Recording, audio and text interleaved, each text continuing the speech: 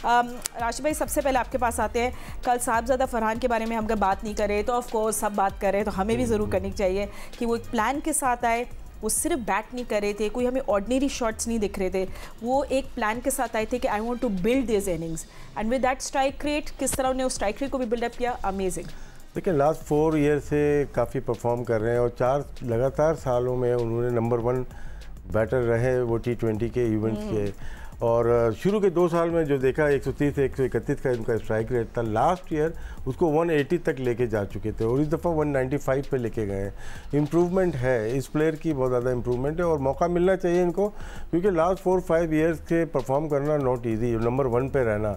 और इनकी जगह आके कोई 2, 4, 8 मैच खेलने के बाद इनकी रिप्लेसमेंट मिल जाती है, वो मेरे ख्याल से वो गलत बात है। तो वो इम्प्रूव किया है, पहली दफ़ा बहुत अच्छी तरीके से ये PSL खेल रहे हैं। ये इस्लामाबाद यूनाइटेड का हिस्सा रहे, कराची किंग्स का रहे और लाहौर का हिस्सा रहे, लेकिन 1 आध 2-50 जो मैंने देखे उन्होंने बड़े अच्छे रहे, लेकिन अब आके उन्होंने बड़ी सेंचुरी की है, बड़े मैच में किया है। थोड़ा बहुत वेदर का बड़ा फ़र्क पड़ रहा है, जो कि चेज़ नहीं हो रहे।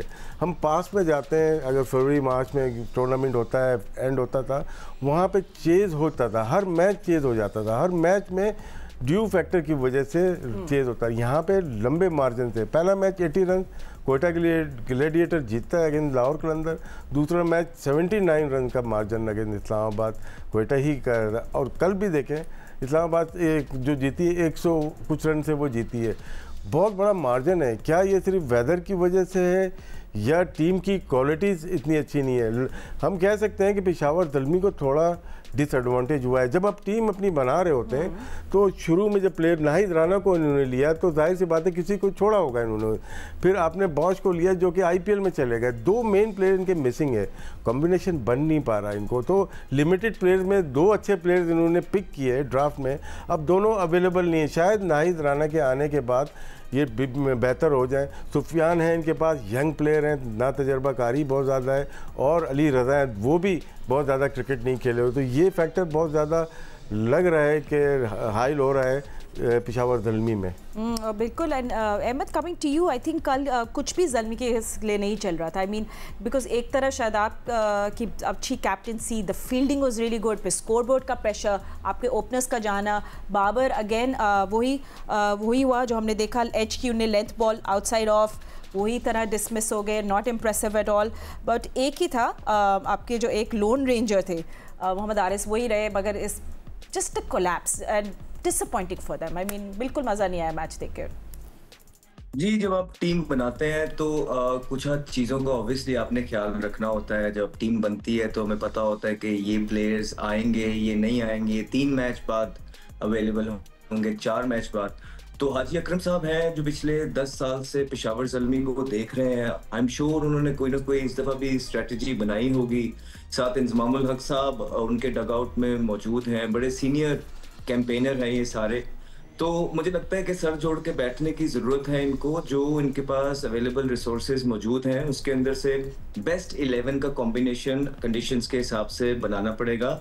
और जो कि हमें नज़र आता है कि ये जो टीम है ये सारी बाबर आजम के इर्द गिर्द बनी हुई है, ये इस तरह का कॉम्बिनेशन बना हुआ है।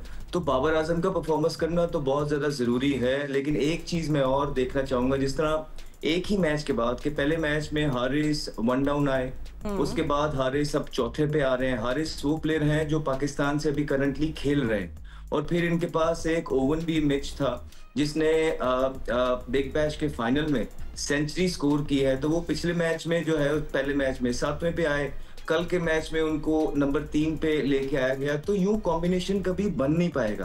आई would really want to see Mohammad Haris जो ऑलरेडी पाकिस्तान की तरफ से खेल रहे हैं और ओपन कर रहे हैं, वो ऊपर जाए, बाबर नंबर 3 पे आए, फिर नीचे से इनकी जो बैटिंग है, मेरे ख्याल से कॉम्बिनेशन बन पाएगा। बॉलिंग के अंदर देखे, जब पेशावर ज़ल्मी को ज्यादा 200 तक स्कोर जाएगा, 225 तक स्कोर जाएगा, पेशावर ज़ल्मी जो है वो स्ट्रगल करेगा, क्योंकि जैसे मैंने आपको बोला है बाबर आजम के इर्द गिर्द टीम बनी हुई है।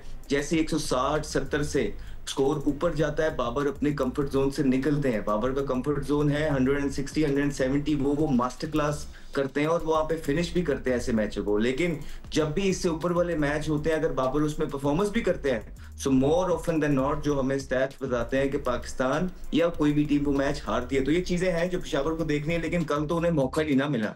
कल तो साहिबजादा फरहान ने जो इनिंग खेली है वो तो बिल्कुल बहुत पिटाई लगाई है। बड़े अरसे के बाद किसी पाकिस्तान के प्लेयर की इनिंग देखने का मजा आया, और साहिबजादा फरहान ने जो ग्राउंड के चारों तरफ वो शॉट्स लगाए हैं, और स्पेशली जो सुफियान मुकीम को एक बॉल इतना बुरा भी नहीं था, लेकिन रॉक बैक किया उन्होंने बैकफुट पर, मिड विकेट के ऊपर से छिक्का मारा। मुझे तो बहुत मजा आया उनकी बैटिंग देखने के लिए। और ये वो प्लेयर है कि कुछ लोग इनको ये बोल रहे थे कि ये इंटरनेशनल मटेरियल नहीं है, उन्होंने क्या करके दिखाया, उन्होंने T20 के अंदर वो करके दिखाया जो हम में से कोई भी नहीं कर पाया। Part of the elite, yes, he is part of the elite group. Absolutely right Ahmed, क्योंकि हमने कन्वर्सेशन महीने के स्पैम के अंदर 4 सेंचुरियां लगाई हैं जो हम में से किसी ने भी नहीं किया। I think is a future, इन पे इन्वेस्ट करना चाहिए और उनको लंबे प्रॉपर पाकिस्तान के चांसेस देने चाहिए। बिल्कुल।